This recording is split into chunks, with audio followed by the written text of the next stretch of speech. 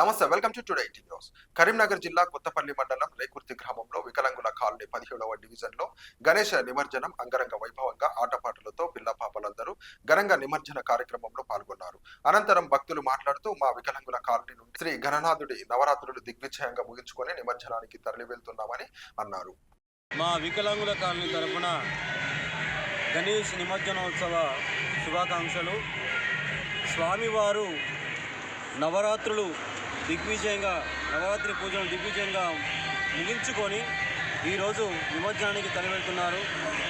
ముఖ్యంగా మా వికలాంగుల కాలనీలో ప్రతి ఇంటి నుంచి ప్రతి ఆడబిడ్డ ఆడపడుచు ఈ కార్యక్రమంలో పాల్గొని భజంత్రీలతో నృత్య మేళాలతో ఆనందాలతో స్వామివారిని నిమజ్జనానికి తరలించడము ఇదెంతో గొప్ప సుదినము.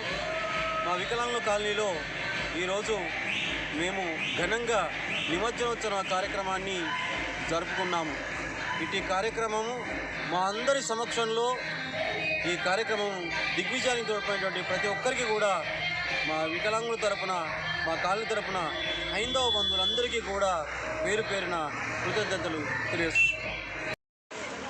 టుడే 18 ఛానల్కు వినాయక పండుగ సందర్భంగా శుభాకాంక్షలు తెలియజేస్తూ ఉన్నాను.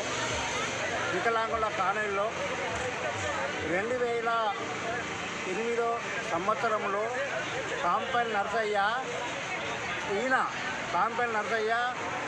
దర్శకుడు నిర్మాత, అంటే ఆయన చేయబట్టి మేము ఇక్కడ వినాయకుడిని పెట్టినాము.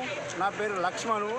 కాంపల్లి నరసయ్య ఆయన పెట్టుబడి పెట్టడం మేము నడిపించినాము. అప్పటి నుంచి చిన్నలు పెద్దలు అందరూ ఆనందంగా ఆడుకుంటున్నాము. ప్రతి సంవత్సరం మేము ఆడోళ్ళము మొగోళ్ళము యువకులము అందరము ఆనందంగా ఉత్సాహంగా గణేష్ నవరాత్రి ఉత్సవాలు జరుపుకుంటున్నాము.